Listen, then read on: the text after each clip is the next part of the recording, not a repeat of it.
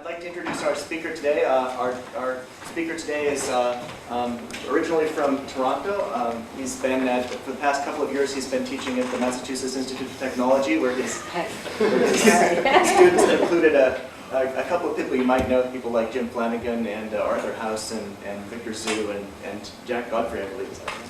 No? Okay, sorry. Like Mark Johnson. Yeah, and he's going to talk to us today about ways in which the speech science and technology can benefit the study of linguistics and vice versa, and in particular about a few theories that have been developed in collaboration with Jay Kaiser and Morris Halley and other people like we described. Thank you, Ken Stevens.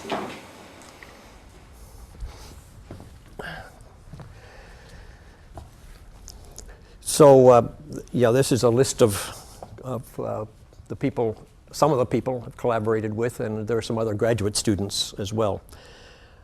So, what I'm going to try to do, let's see, is talk a little bit about a model that sort of drives our own research. And in the course of doing this, I'll give a little bit of background on what we think of as distinctive features, and then talk about where those distinctive features come from, what their acoustic correlates are, and then discuss some of the sources of variability in the acoustic manifestation of these features, both something we call enhancement and something that people have called gestural overlap. And then finally a little bit about how this model might be revised. So this is sort of a standard model for sort of human lexical access, where you have an acoustic signal and you want to get some words out of it, and you have a lexicon, and you have to do certain things with the acoustics in order to get there. And in our case, we assume that the lexicon is represented as bundles of these distinctive features that the linguists have talked about. And then later on, I'll talk about an extension of this, which is of the kind that many of you, I'm sure, have seen before, where you have some sort of feedback or top-down processing as well as the bottom-up processing. And I'll come back to this later on. So we have some proposed words, and we want to resolve which among these words gives you the best fit. So let's first talk about this distinctive feature stuff. And before I get too far into it, I just want to say that this term feature that we've taken from the linguists is kind of different from the term feature that many people who do pattern recognition use. For these linguists, and for me, I guess, these distinctive features are binary to start with, so they are present or absent, if you like, or plus or minus.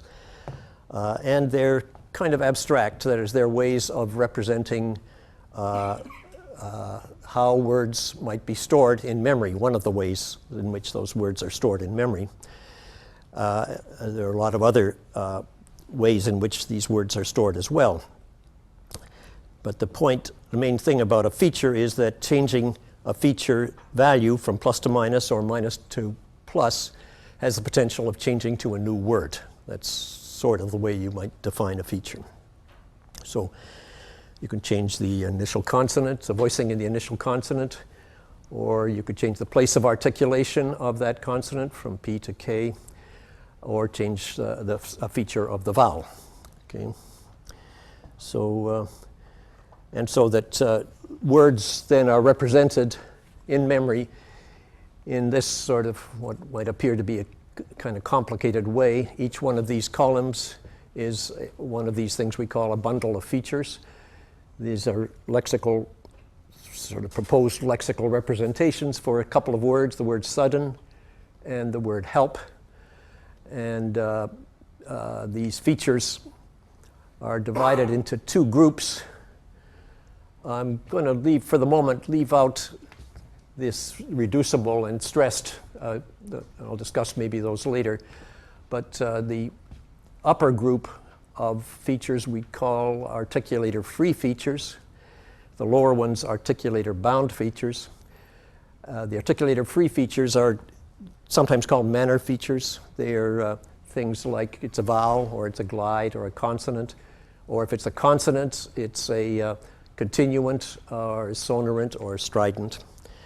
And then and as we'll point out, those particular features are responsible for creating landmarks, special kinds of landmarks in the signal. And then in the vicinity of those landmarks, quite often there are cues or information about the articulator-bound features, which are expressed in terms of articulators or what you do with those articulators. I guess another thing to point out is that this representation in terms of features is kind of sparse. That is, we don't have to specify a plus or minus in every entry. And part of that is because if you are given one feature, then that automatically means that another feature is not relevant. And I have to say, the way we're setting up these features, they're not, strictly speaking, all of them binary. Some of them you might call unary. So if there's a feature that says you use the tongue blade, then it automatically means you're not using the tongue body or the lips, at least in English. Okay. So that if one wants to sort of access from the acoustics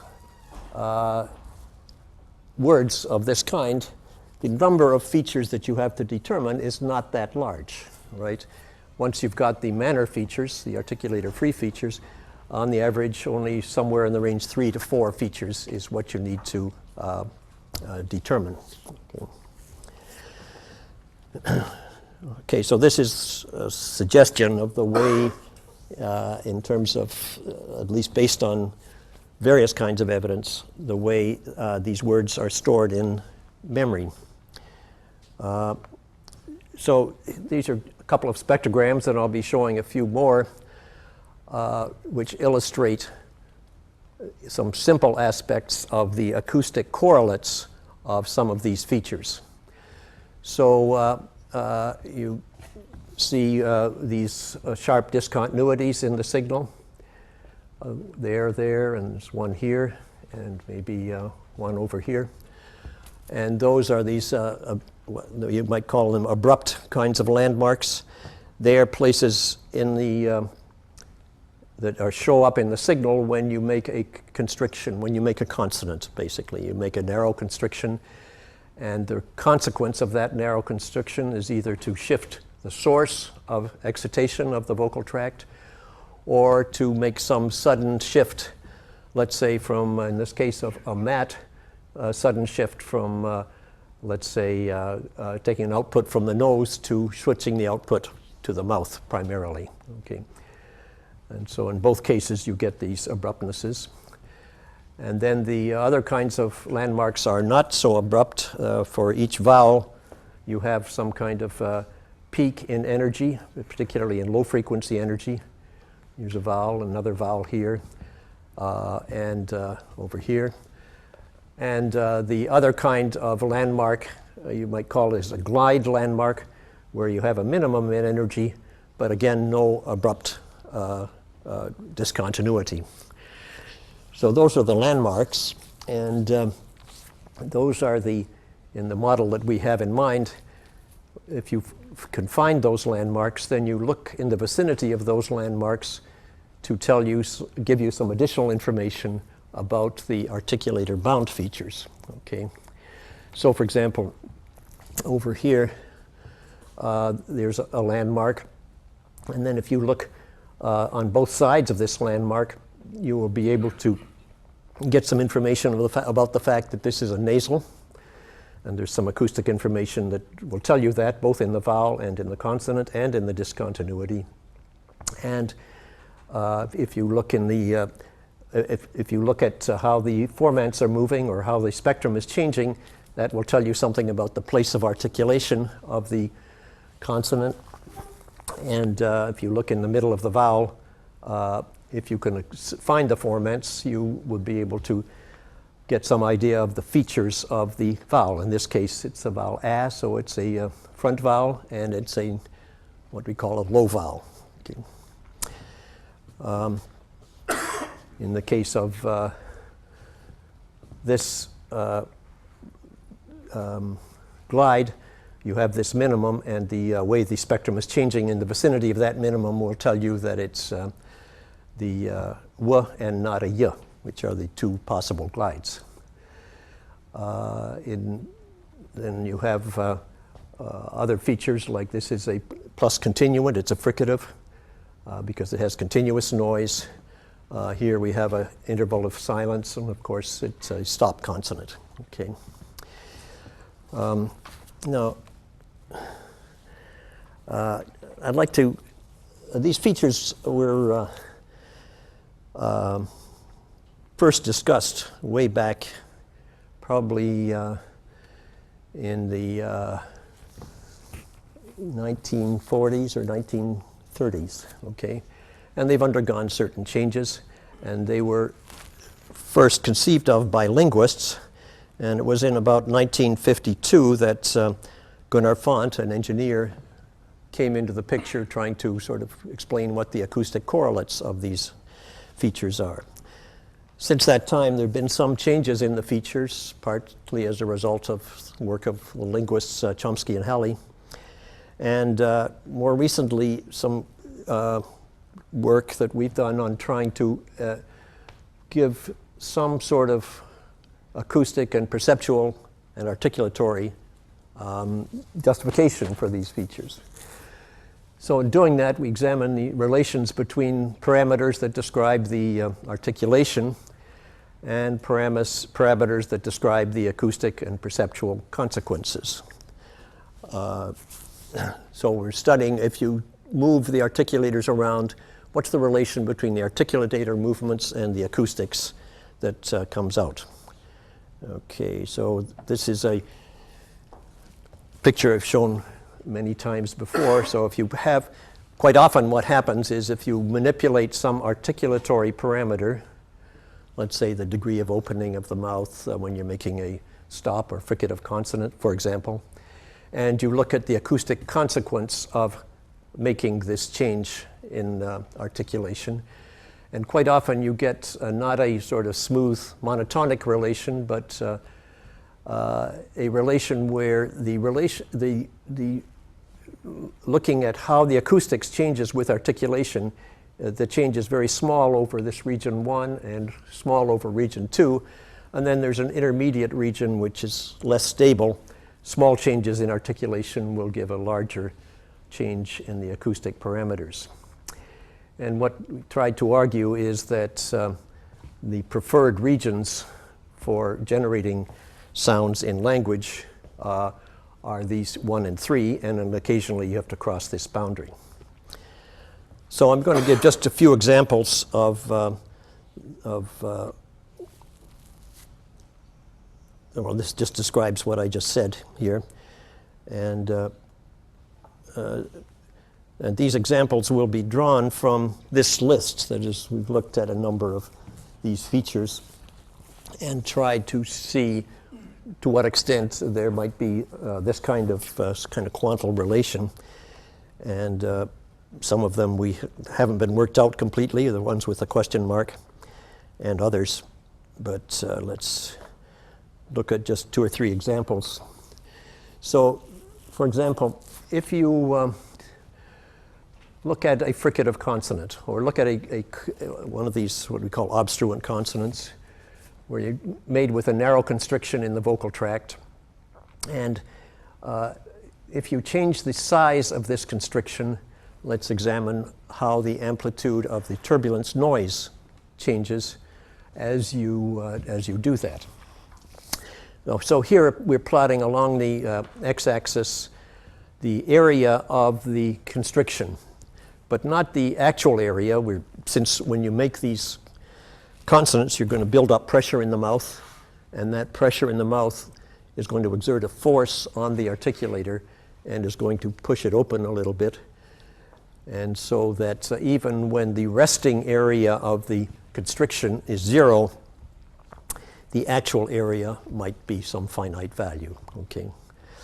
As if you make a sort of a T very lightly without building up the pressure and then build up the pressure, it becomes a fricative because you've pushed the mouth open. Anyway, if you make this area small enough, you'll get no noise, right? Because you cut it off completely and you get no noise. And if you make the area large enough, and given that you have a certain size of constriction at the glottis, if you make the area large enough, again, it will not generate any noise. All the noise will be generated down at the vocal folds, at the glottis. Right? So it stands to reason there's going to be some peak in here, which would be an optimum place in which to set the cross-sectional area, the resting cross-sectional area of the constriction. Okay, so this is kind of a stable region, not so stable out there. Okay, so that's just one example. Just a clarification. Sure. In the previous plot, you had concrete numbers at the bottom rather than just a cartoon. So I Yes. think this was actually measured. I'm sorry, I should have said that this is a model. This is a calculation, okay, knowing how noise gets generated and how it's dependent on flow and so on. So this is a model, that particular one. Now, one of the features that's pretty universal, is universal, is feature back. So we distinguish vowels as to whether they're front or back, E versus U, or let's say A versus A versus A, and so on. They're distinguished by a feature called back. And so it turns out that if you, might be easier to look at this one over here. These are actual data. If you look at a diphthong like I, at least for some people, and if you look carefully for most people, and if you look at some measure of how the formant is changing as you go from A to E, you often find some kind of discontinuity at some point along the line. This is the second formant.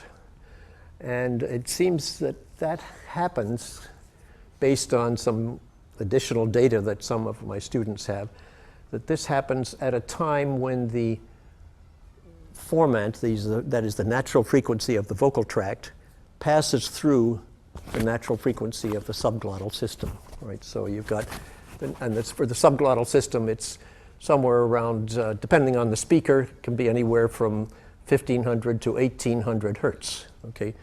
So you know that from sort of theory of coupled resonators, if you have two resonators that are very close together, they'll push each other apart, and you'll get a discontinuity. And it's not possible to create a situation where there's a major peak at the halfway point, where both of these resonances are equal.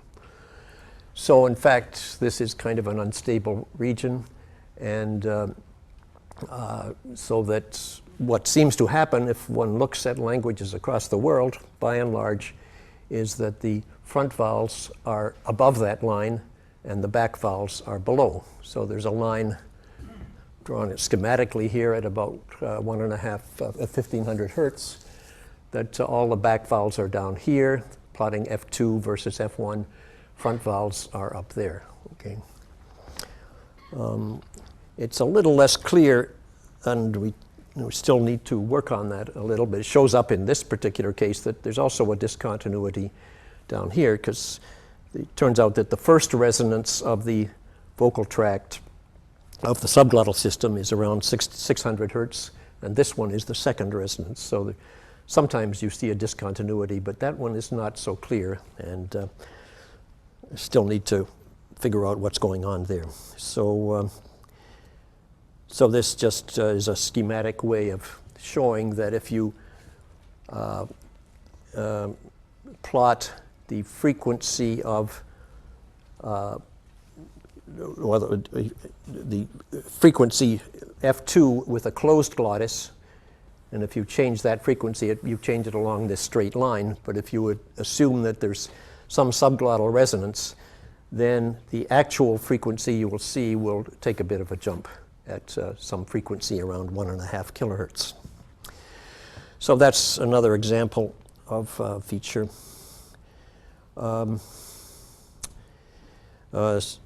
Let's see. One other example is feature anterior. So when we make an S, we make a constriction at somewhere near the front of the vocal tract. And we can make other fricatives or stop consonants by moving the tongue blade to different positions. The acoustic property of a fricative or a stop that's made at this place with this configuration, it usually generates some kind of noise as air, we build up pressure back here, we generate some kind of noise, and that noise is probably most prominent at this obstacle of the lower teeth. And anyway, that noise excites the high frequency resonance in this front cavity. So you can think of this whole vocal tract as having a set of natural frequencies. And most of those natural frequencies are associated with the back cavity, but at least one of the higher frequency natural frequencies is associated with the front cavity. In this particular example, it's probably about the fifth formant that is associated with the front cavity, which means that the noise excitation is primarily of the front cavity, and so you mostly will get a peak in the spectrum around the fifth formant, let's say 4 or 5 kilohertz. And not so much excitation of the back cavity given this kind of source. Okay. Now if you move this constriction back a little bit, the back cavity shortens, the front cavity lengthens, and you may shift from a situation where this is the fifth resonance to the one where it's the fourth or perhaps the third resonance. So you get, due to coupling of these, and that shift will be a fairly abrupt shift. So you'll go from an S to a sh, let's say it's sh, and you get some kind of abrupt change. And if you just sort of plot as a function, this is again a model, as a function of the front cavity resonance, you get regions where the front cavity resonance will, or prominence in the spectrum will take these jumps as you make it longer. And we recognize that when the front cavity is in this frequency range, that corresponds roughly to a sh sound. And when it's in the F4 or F5 region, where the auditory discrimination is not so good, it corresponds to an S sound. Okay. So there seems to be some kind of natural boundary there.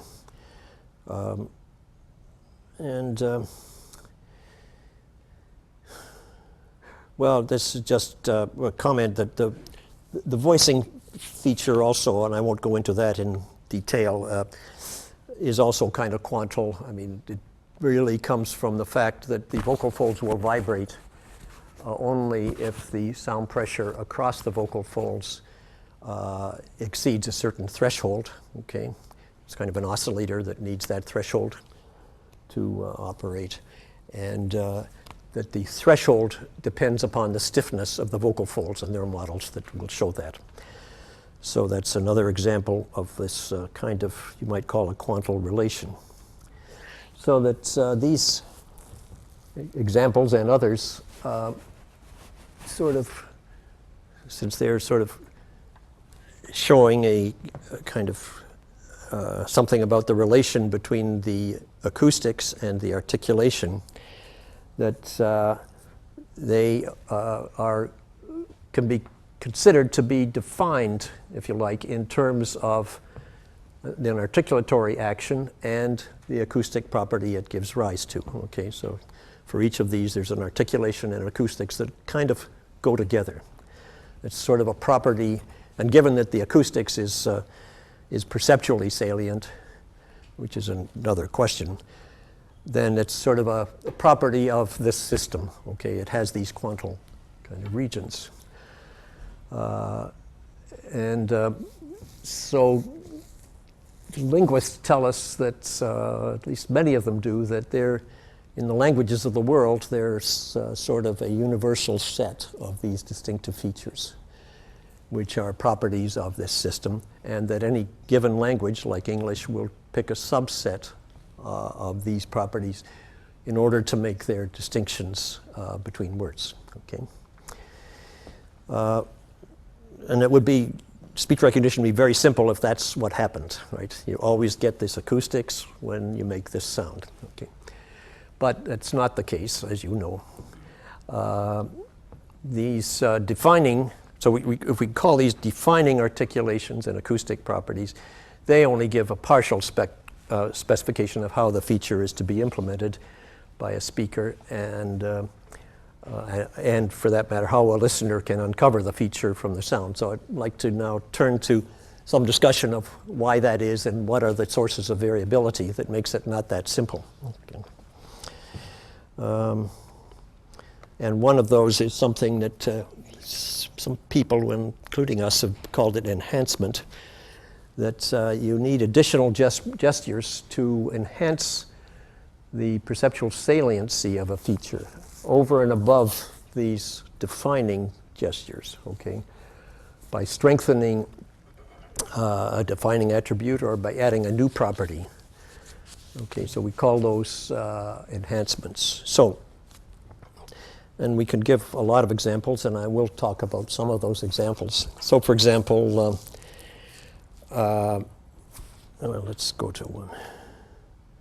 Well, before I do that, so just to give an example, I talked about this sh sound, which is where you have this F3 as the major resonance that's being excited. And that depended on moving the tongue blade around. But in English, we know that I think most of us round the lips to make it sh, right? We do it that way. And that will actually make sure that that front cavity resonance is in fact in the right region. But at least we don't usually think of that sound as being plus rounded, because it doesn't make a distinction between other sounds. So it's an enhancing gesture. That's a simple one, but this is a list of some of the enhancing gestures that we've been looking at, and other people have too. Rounding of the lips for sh, but not in Mandarin. And in Mandarin, it's not really a sh, but in Mandarin you don't, at least in Mandarin, Chinese Mandarin that we know, it's not, the lips are not rounded, but something else is being done with the tongue blade to create a space under the tongue blade. And so the enhancing is done a little differently in Mandarin. In English, if we think of, and there are some reasons for this, if we think of the basic feature for voicing to be whether it's stiff vocal folds or not, then there are some contexts in English where we aspirate those stops, namely in the pretonic position. So we say pa, but we say top, and we don't necessarily aspirate the P in the word top or in the second P in the word paper.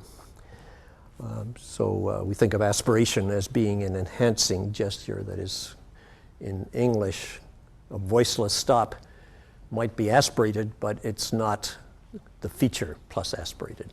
Okay. There's some thought that when you make a nasal vowel, particularly in French, that you enhance the low frequencies, and that there's a little bit of evidence that you do that in part by spreading the glottis, which will help to enhance the low frequencies. Yes? Mm-hmm.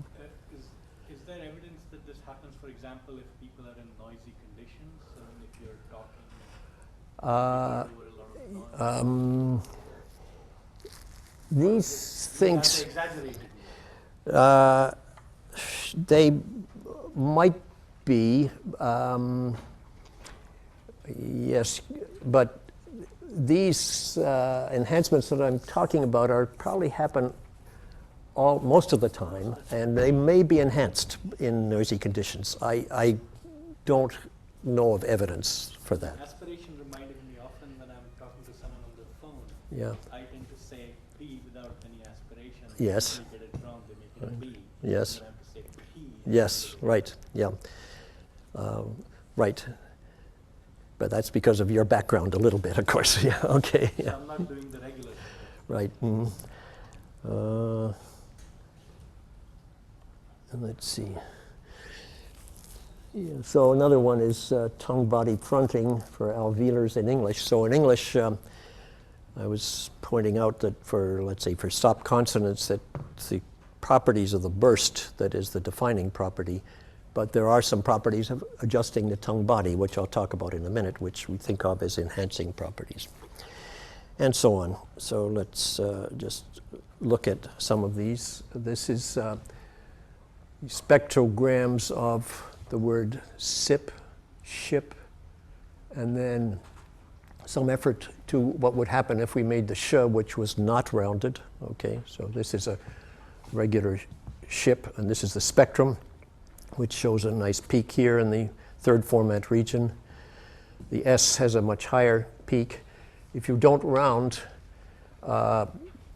you still get some kind of a peak here, but it's not as strong as this one. So it's sort of kind of an example that was manufactured, if you like, to show if you don't round the sh, you will not get such a strong distinction with the S, particularly if you think of the auditory system as compressing the high frequencies. Okay. Or if you look at, you're very familiar with this, if you look at the same vowel but preceded by an alveolar consonant, by a labial, and by a velar consonant, that the position of the tongue body to produce these tongue body as opposed to the, let's say, the position of the constriction over here, the position of the tongue body is pretty much defined by how you make this G. And for B, the position of the tongue body is not specified. It just takes on values that are close to the values for the following consonant, following vowel. But you do have some ability to manipulate the tongue blade when you're making an alveolar, the tongue body, when you're making an alveolar consonant. And what seems to happen is that the transition from for the D here is adjusted so that it's sufficiently distinct from this transition or from this one, which is not as high as that one. So the higher F2 means that you fronted the tongue body, which you don't necessarily do in all languages. And that we think of as an enhancing gesture. Okay, that is, you don't call these alveolar consonants minus back, because that's not distinctive in the language, but it's an enhancing of this feature of which we call plus anterior. Okay. This is the one in this is in French, where you have the word combat, and the first vowel is nasalized, and just showing that when you make the nasalized vowel, you get a big enhancement of the low frequencies. It's considered to be in part possibly because of a sinus resonance, but it seems as though there's also some spreading of the glottis, which will enhance that distinction between the non-nasal one and the nasal one. This is the second vowel in combat. So again, spreading of the glottis is not considered to be an enhancing, a distinctive feature for French. It's nasal is the feature.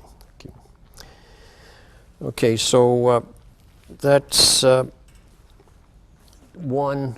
So these enhancing gestures then have to be taken into account when you're trying to figure out what cues to use to identify these various features. And so this is the use of the term enhancement is sort of one way of sort of separating out what gestures are being enhanced, which ones are not. And that enhancement will often occur in particular phonetic contexts, okay, and not in others, okay. Like the aspiration of stop consonants only occurs in pre-stressed position, basically. And so one has to be ready for that, okay. Now, the other kind of source of variability, as you well know, is that even in clear speech, the gestures are overlapped. Gestures of adjacent segments are overlapped, and that will also lead to additional variability in the signal, okay. In fact, as we'll see in this defining gesture that we've talked about earlier, we used that term, that may get obliterated altogether, and all you're left with is the enhancing gestures in some cases, okay. So it's just a few examples which are well known to you. You take a word like top tag, and normally when you produce that, you certainly go through the gesture of making a labial closure and a alveolar opening, okay, in sequence. But quite often the labial closure, the alveolar closure is made before the labial release, right? So you don't get any sound at the time of the labial release. And so you get perhaps a longer interval here, and you get formant transitions corresponding to a P on this side and formant transitions corresponding to a T on this side, but no information about the release of the P or the closure for the T. Okay. So we have two landmarks here, and I should have said earlier that quite often if you have just an intervocalic consonant, you'll get a consonantal landmark and another one, both of which tell you information about that consonant. But of course there are cases where two adjacent landmarks correspond to different consonants, and one has to take that into account. If you speak more clearly, then you do get a P release and a T closure following on each other. And of course these two are exactly equivalent in terms of their feature representation. And in fact, a child of age 3 years old doesn't even notice the difference between these. Okay. They're the same utterance. But if you look at the details of the acoustics, they are different, and you just have to ignore that difference. So this is gestural overlap.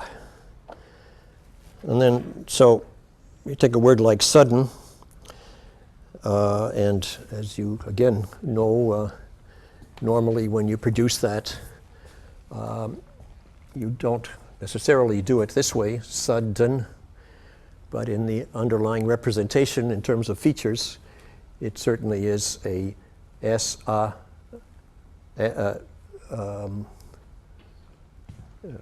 what is this sudden? Yes. And this is the D, and this is the schwa, and then this is the N. And so you get landmarks around the different consonants, and things are fairly straightforward. What's happening with the articulators is that somewhere during this vowel, you're opening up the soft palate, okay? And so you get some nasalization of the vowel, but the N closure might extend way back into the D, and so all you get is this thing, which is a syllabic nasal, okay? And so this syllabic nasal has a bit of a transition, but that's presumably what's happening as you're opening the soft palate. That's nothing to do with what's happening in to the articulators, the other articulators. And so you get a landmark here and another one here, and then the end of it, and somehow the listener has to parse this as a schwa plus an n, okay? And so the features of the vowel show up because you have a peak in amplitude, and the features of the nasal show up because it has the right acoustic properties for a nasal murmur. Okay, so of these two successive segments, one needs to parse those, even though it looks like one acoustic segment, one has to parse it into two in order to access the lexicon, which does show the schwa. Okay.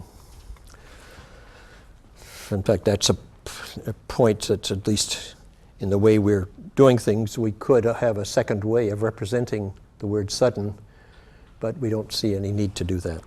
Okay.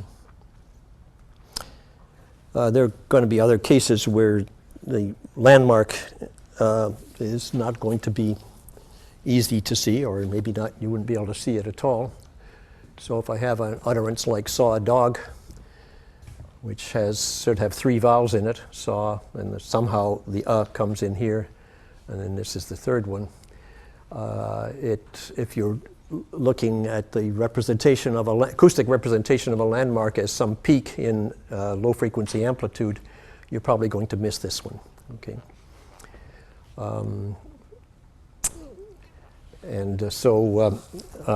But if you say it more clearly, you might separate out these first two vowels, by maybe with a glottal stop or whatever, and you would see the individual syllables. Okay.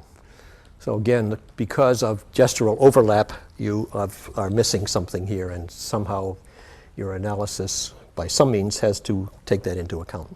Okay. Let's see. And this is like the first example. We have a word like Batman, maybe a little different. So here's Batman, where you release the T, okay, and you get the M in here. And so every segment with its features is represented okay. But over here, when we say Batman, we may actually never have made a complete closure with the tongue blade, right? Batman. If you do it rapidly, you actually are not producing the underlying gesture that you, in a sense, should be doing for this T. However, and we've looked at this here, in this particular utterance, what you will often find is that the format transition, particularly of F2, corresponds to the transition, the fronting of the tongue body that I was talking about for a T, okay? In this case, it's only at the very end that you get this F2 falling, but up to that point, it's the transition that corresponds, you might say, to an enhancing gesture for this alveolar consonant, okay? And there's this overlap so that the M, closure for the M, actually you can see almost after the vowel has finished. So that this is possibly an example of a case where an enhancing gesture remains, but the basic underlying gesture that defines that utterance has disappeared, okay? In fact, there are a number of examples of that kind where the enhancing gesture sort of takes over, and the thing that actually originally defined, if you might say, defined this feature has been lost, in casual speech at least. So let's see, go on to So there are these two cases of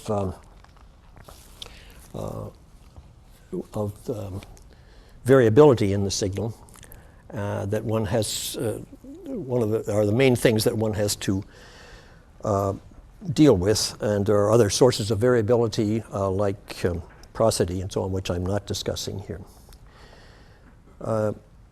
And so in kind of talking about these cases, kind of thinking of a bottom-up kind of analysis. What kind of cues are you seeing in the signal that will enable you to somehow extract what these underlying features are? But we know that this bottom-up analysis is going to, first of all, the bottom-up analysis, the way we often think of it, is it's kind of a local analysis. If you're looking for these cues in the signal, you're not taking into account, let's say, something that's happening a syllable or two later, right? But you're looking only locally. And there are going to be lots of cases where the context would have helped you if you had known what that context was at the time you looking for these cues. Okay.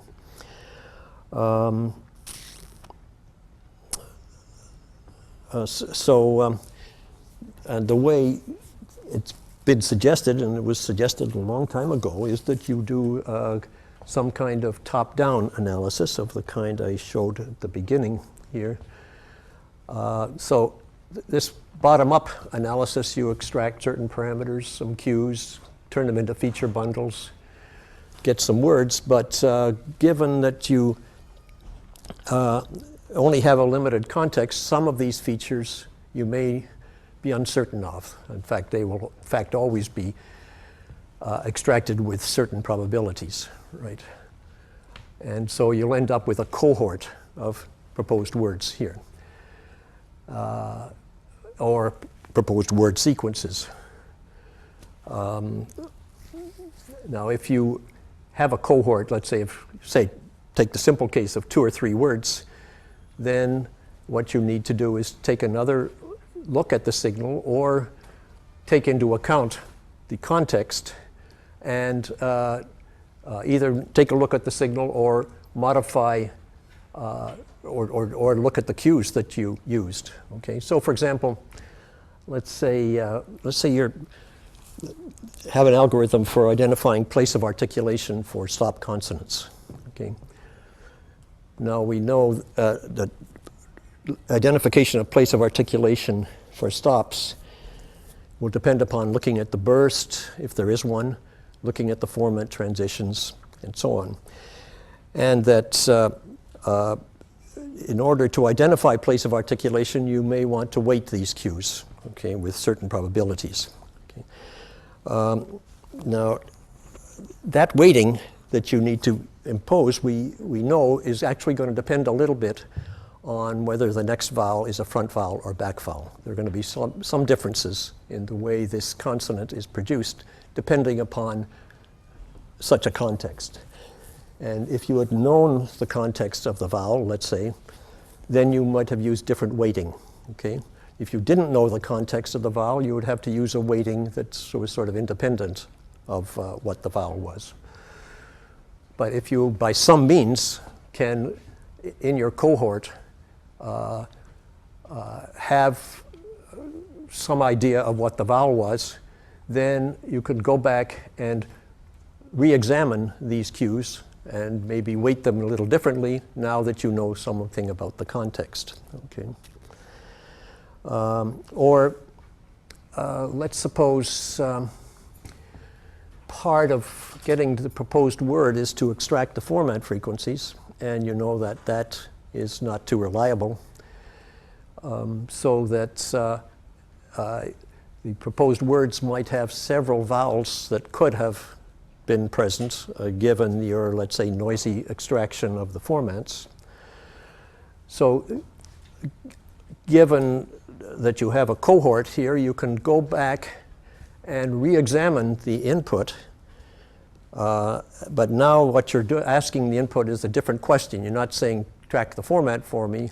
You're asking, if I had this word, then I could internally synthesize roughly what a format track should look like if that had been the word. And I can ask of the signal, is this signal consistent with that internally generated format track? So that's a kind of thing that one might do. We haven't done that ourselves yet, but so that's another way in which this top-down analysis might help. There are a couple of things that were done at our lab that began to use this top-down processing. One of them had to do with this identifying the place of articulation for stop consonants. So here's a spectrogram of an utterance, I can't go up to Sweden. And that's an utterance we're using because it's has some of this overlap and some of this these problems with variability, right? So this K is coming through fairly well, but I can't go up is not. In fact, it's followed by a G, and it's possible that this G is influencing the N, and there's certainly no evidence, strong evidence of the T. In fact, in many utterances of this, you don't even see a nasal murmur. You just say, I can't go. Right? You don't even make a closure for the N or the T. I can't go. Right?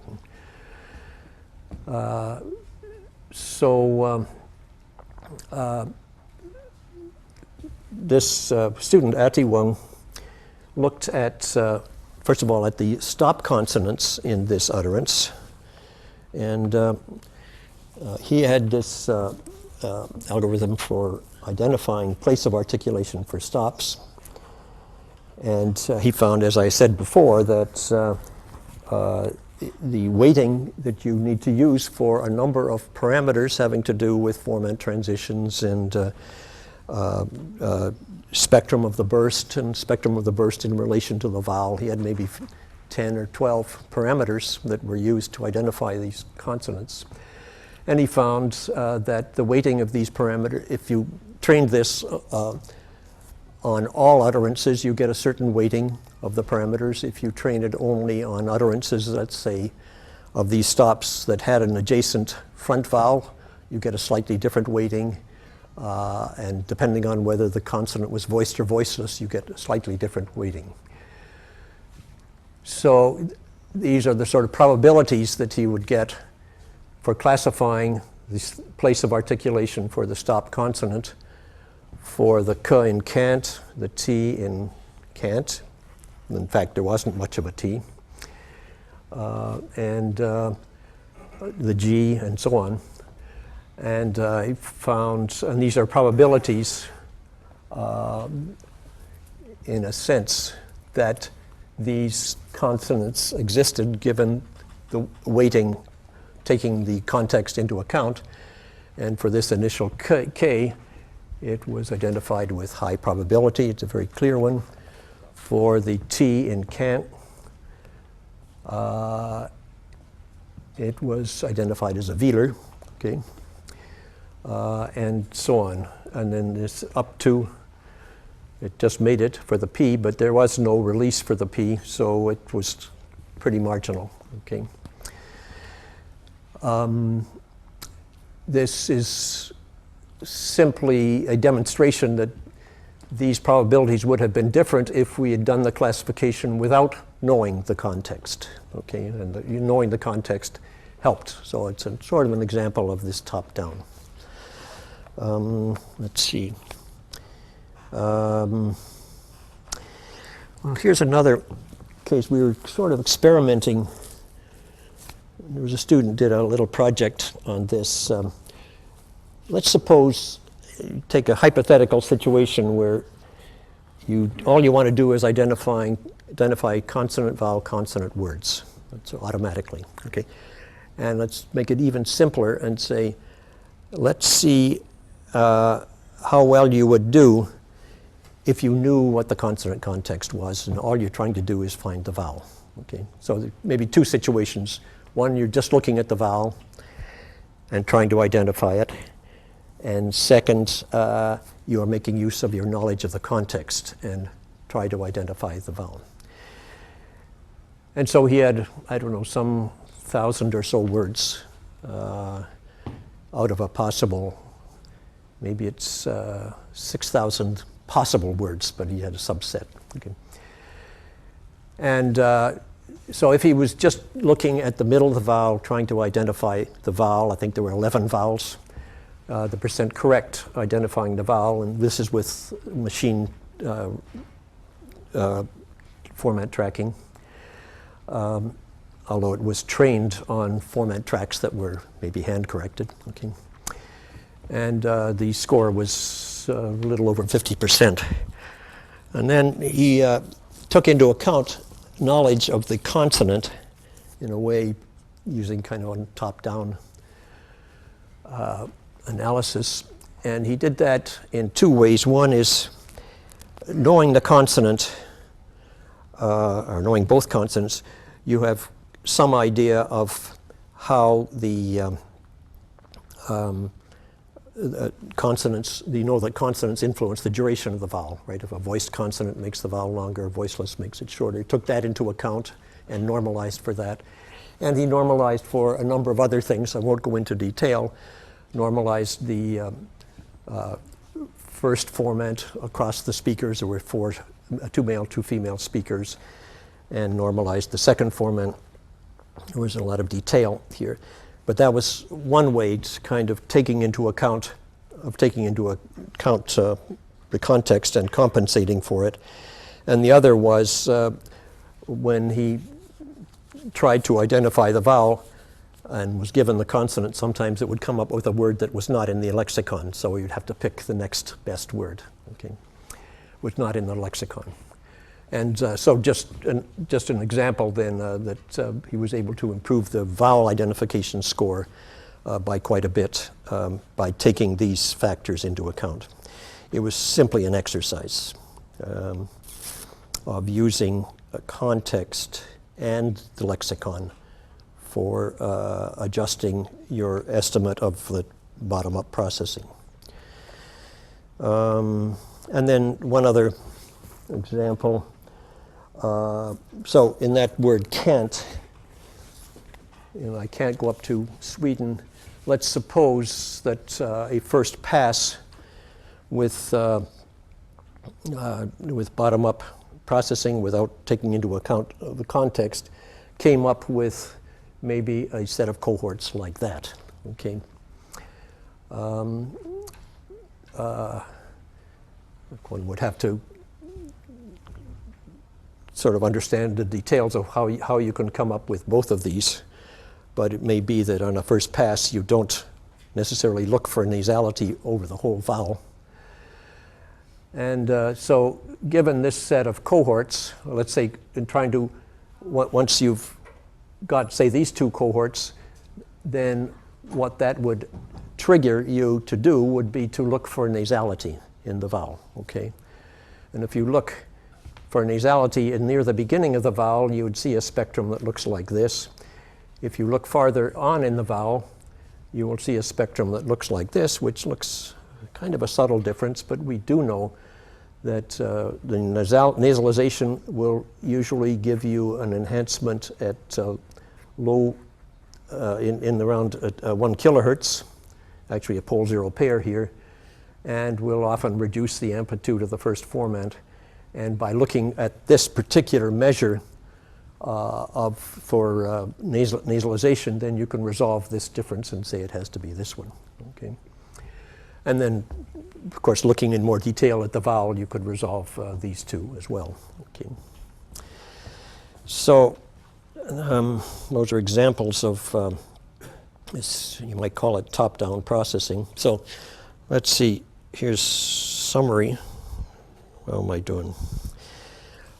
So these are kind of things I've been trying to say. So, okay, we represent words in memory as these bundles of distinctive features, and basically we're suggesting that each word has one representation. Now there are going to be cases where you may need more than one. Like if there might be a word like wanna for want to, which would be hard to even though you might be able to figure out how that comes from want to, it might be easier to store words for that. Distinctive features are based on these kind of quantal articulatory acoustic relations, which specify defining articulations, defining acoustic attributes. And so these distinctive features, the view here is that they're universal. They're dependent upon how we produce sounds and perceive them. And so the acoustic correlates of a feature are enhanced by certain additional gestures, and so that a given feature may have multiple acoustic cues, as you well know.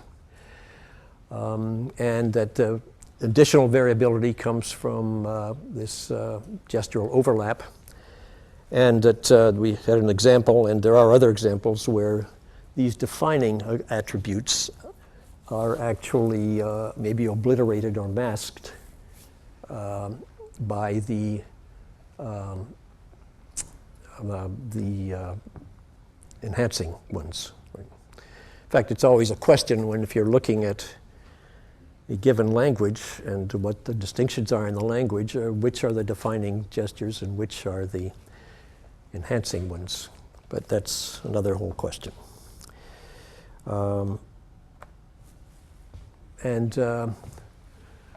So the articulator-free features give rise to acoustic landmarks, or discontinuities, and peaks or valleys for vowels and glides. And the acoustic cues for the articulator-bound features usually reside, once you've got these landmarks, in the vicinity of the landmarks. And then finally, contextual information is often manifest in regions that are more remote from the landmarks. And so, for example, if you know that a word is a utterance final word, it's going to be produced, let's say its final consonant is going to be produced in a different way as you reduce the subglottal pressure and so on. And that is another kind of contextual information that you might want to take into account in sort of evaluating identifying the words. So top-down processing is of some kind is certainly needed to select a candidate from a cohort that has resulted from the local bottom-up analysis. So this has been sometimes called analysis by synthesis. Okay. So that's it. Thank you. Mm-hmm. Mm-hmm.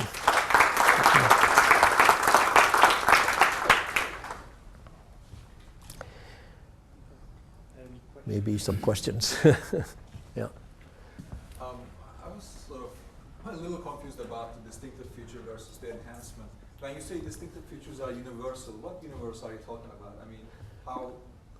I would say across the languages of the world. Okay, so this is true for all the languages, and enhancements actually differentiate? They would be different for different languages, right? They may well depend upon the enhancements that you might use, depend upon the inventory of features, depending on the contrast that you have in the language. And so if you want to enhance a given contrast, you might use a certain method in one language, but not in another. So, for example, Spanish, let's say, doesn't distinguish tense from lax vowels. Okay. But Spanish actually makes its vowels a little bit more tense. They sort of make the vowel E, for example, a little more extreme than our vowel I in English. Right? They might, or they might do it in a different way. That's all. Yeah. So, is there any? And of course, one of the problems is to know what's enhancing and what isn't.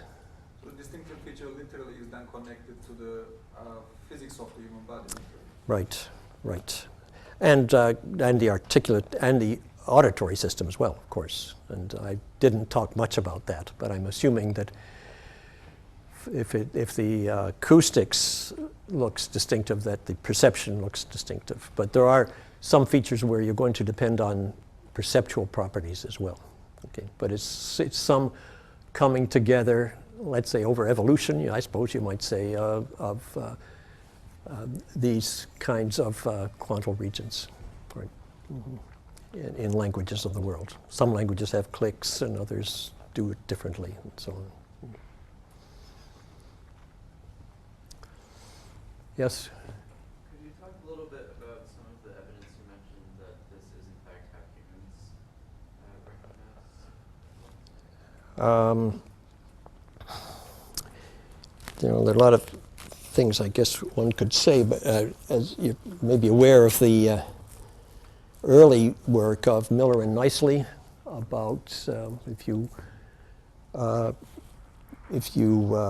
let's say do an experiment where you use just consonant vowel syllables and with, let's say, always with the same vowel but have a whole bunch of different consonants, and you present these to listeners in various amounts of noise or various kinds of filtering and look at the kinds of errors they make. The errors seem to line up according to the features quite often. Okay, so that's one piece of indirect evidence.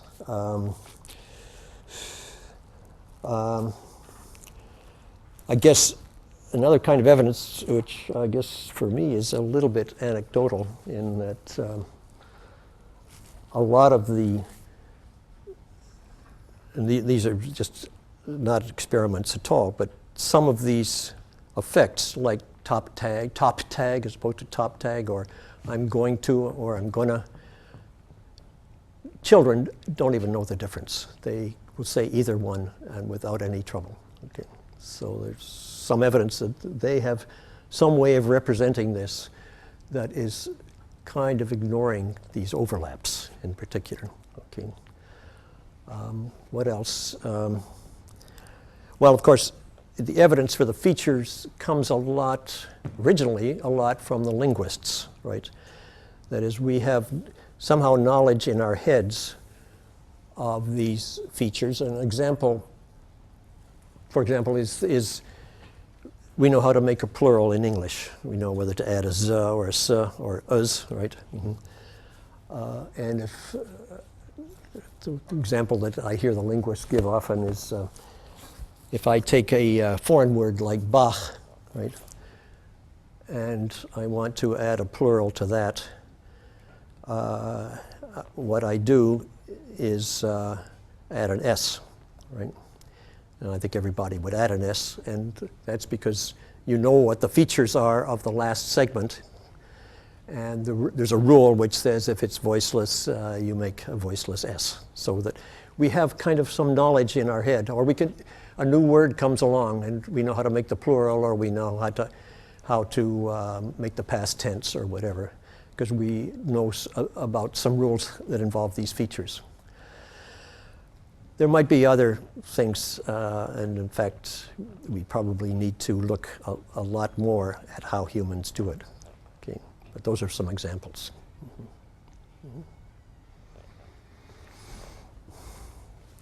I have a question. So you said that these distinctive features have some gestures that sort of are used to realize them in the acoustics, and then there are the enhancing gestures.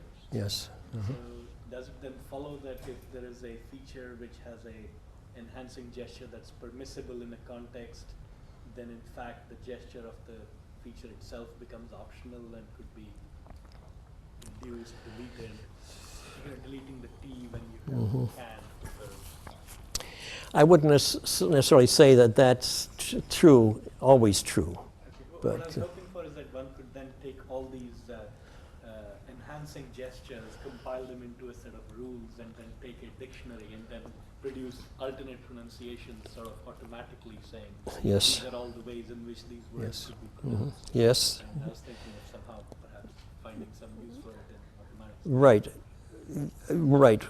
Exactly what the form of those rules would take is unclear. I mean, sometimes those enhancing gestures look like features. They look like the representation, or it looks like a different segment which has different features. So, for example, in English we have, let's say, pa, which is aspirated, right?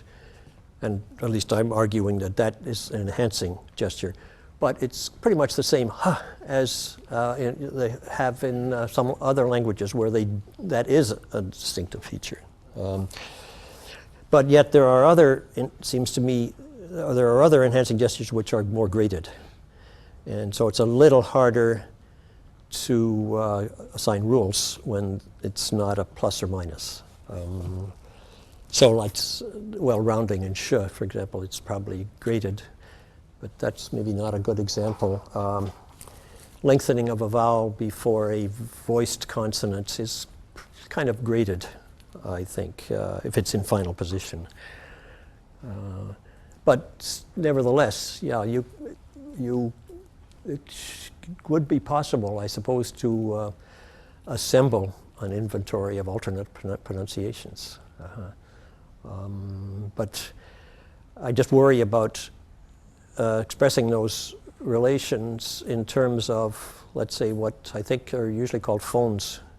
They might, there'd have to be in some of them might be, but some other language. Right, I'm exactly. thinking. So these would end up creating segments which don't fall in the standard list. For the Right, language, and right. therefore- But that's a way that people often do, right? I mean, so I'm sure that there are often phones which are syllabic nasals, for example, right? You know, yeah, it's a way of doing that. And the other question I had was this evidence about whether people do this. So when it comes to these enhancing gestures, do we see more of them, for example, in child-directed speech, maybe, where we kind of teach children Yeah. what these sounds are? Good question, good question. And so there's a student in our lab who's looking at kids, not so much for this purpose, but I'm looking at it for, to see whether there's any, whether enhancing gestures sort of come later. I mean, you might think that the defining ones are first and so on, but I'm not so sure that happens. The kid picks up on everything. And in fact, it may happen the other way around. It seems to me I've read about this, that the kid is able to deal with these things, and it might be only later that they start of figuring out what are the actual contrasts, what are the really the fundamental distinctive features. But that's certainly a great question to look for, to answer. Yeah. Mm-hmm. Another question? Let's thank our speaker again. Thank you. Mm-hmm.